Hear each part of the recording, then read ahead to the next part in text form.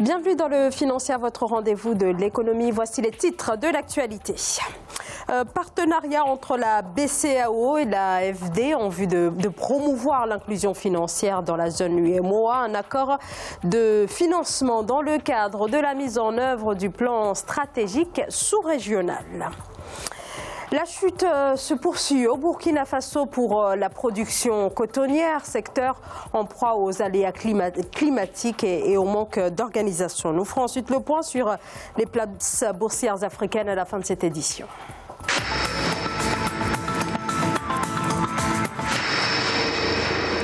L'Agence française de développement et la Banque centrale des États de l'Afrique de l'Ouest viennent de signer un accord de financement dans le cadre de la mise en œuvre de la stratégie sous-régionale d'inclusion financière. Montant du financement, plus de 2000 milliards de francs CFA destinés à faciliter la possibilité pour les individus et les entreprises d'accéder à moindre coût aux produits et services financiers. Le point avec Siamlo Victoria Sedji.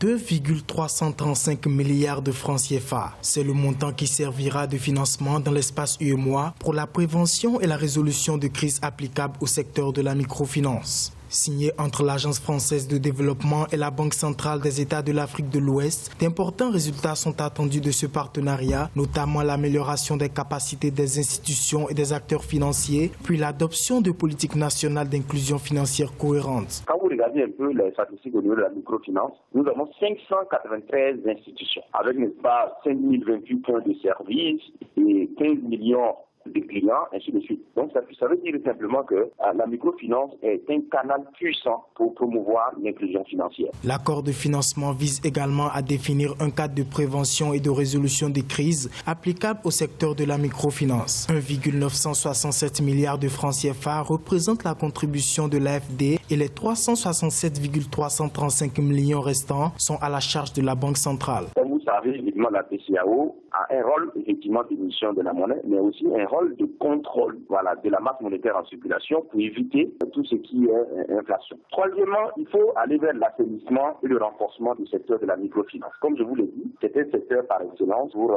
la promotion de l'inclusion financière. D'ici à 5 ans, l'on pourrait accéder à une gamme variée de produits et services financiers adaptés et à coût abordable à 75% de la population adulte de l'espace UEMOA, particulièrement les femmes, les jeunes et les personnes à faible éducation financière. 1 milliard de dollars, le montant du financement annoncé par Afreximbank pour soutenir les exportations du Nigeria vers les autres pays du continent. Financement qui sera débloqué en 2 tranches de 500 millions de dollars par la Banque africaine d'import-export. Un partenariat avec le Nigeria qui intervient quelques jours après que le pays ait annoncé une possible ratification de l'accord de création de la zone de libre-échange continentale, la ZLEC, entrée en vigueur le 30 mai dernier. Longtemps premier producteur continental de coton, le Burkina Faso occupe désormais le 3e rang derrière le Mali et le Bénin avec 436 000 tonnes pour 2018-2019. La production du pays poursuit sa chute pour la 3e campagne consécutive. Reportage entre correspondants, Jean-Paul Ouedraogo. Avec une production cotonnière en baisse de 29% au titre de la campagne 2018-2019, le Burkina Faso, selon les prévisions du Fonds monétaire international, devrait enregistrer une baisse de sa croissance par rapport à l'année dernière, laquelle croissance devrait atteindre les 6%, soit une baisse de 0,8% comparativement à l'année 2018. Pour les autorités, cette situation est en partie tributaire de la pluviométrie, comme c'est le cas pour beaucoup de productions du pays. Il faut comprendre qu'il y a eu une crise notamment sur la question des intrants. Et pour beaucoup de paysans, les intrants pour cette campagne agricole-là n'étaient pas de qualité. Et pour eux, c'est comme ça qu'ils expliquaient forcément ces mauvais résultats-là. Et ça a impacté puisque certains paysans avaient décidé donc de boycotter la production de coton. Le pays a enregistré un rendement de 436 000 tonnes de coton produites contre une prévision de 800 000 tonnes.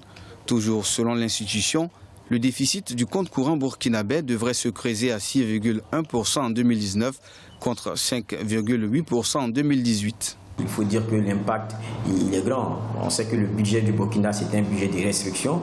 Il faut chercher de l'argent pour financer notre économie. C'est un enchevêtrement qui fait qu'on est dans un cercle quelque peu vicieux. Maintenant, comment contenir cela? Ça, ce sera la grande réponse qu'on va attendre des autorités. Deuxième produit d'exportation derrière l'or, le coton burkinabé pèse pour environ 4% du produit intérieur brut PIB. Depuis 2 ans, il est confronté à des difficultés qui ont suscité des autorités, la mise en place d'un comité de haut niveau pour une réformation de la filière. En Angola, dans un contexte marqué par une pénurie en produits pétroliers, la Sonangol et Eni signent un accord, alliance entre la Société publique du pétrole et le groupe italien, qui devrait permettre de multiplier par 4 le raffinage de l'essence dans la raffinerie de Luanda. La production devra en effet passer de 30 000 à 120 000 tonnes par an. Ce projet, le prolongement d'un accord signé en 2018 entre les deux sociétés. Puis la fin au Kenya de l'interdiction d'importation des produits de volaille depuis l'Ouganda, mesure instaurée par l'État depuis janvier 2017 en raison de la survenue à l'époque de cas de grippe aviaire. Des négociations étaient en cours entre les deux pays et de nouvelles mesures instaurées par l'Ouganda auraient permis de rassurer les autorités kenyanes. Écoutez Harry Kimutai, secrétaire à l'élevage au ministère de l'Agriculture. Je peux confirmer qu'officiellement, les produits de volaille ougandais peuvent être exportés au Kenya sans les restrictions qui ont été appliquées durant plus de 2 ans. Faisons à présent le point sur l'évolution des places financières africaines à la mi-journée. On va commencer par l'Afrique australe et l'océan Indien avec les marchés boursiers de l'île Maurice qui étaient en baisse de 0,15%. L'indice sud-africain augmenté de 1,01%. La bourse de Nairobi de 0,41%, tandis que l'indice Gaborone baissait de 0,03%. En Afrique de l'Ouest et centrale, la BRVM était en baisse de 1,09%. La bourse du Nigeria de 0,45%. Baisse également pour la bourse du Ghana de 0,56%. On va passer à l'Afrique du Nord avec la bourse de Casablanca qui a augmenté de 0,21%. La bourse du Caire augmentait également de 0,71%. Augmentation également pour l'indice tunisien de 0,17%. C'est la fin de ce Financia. Merci de votre fidélité. On se retrouve très vite sur Africa 24 pour un nouveau rendez-vous de l'économie.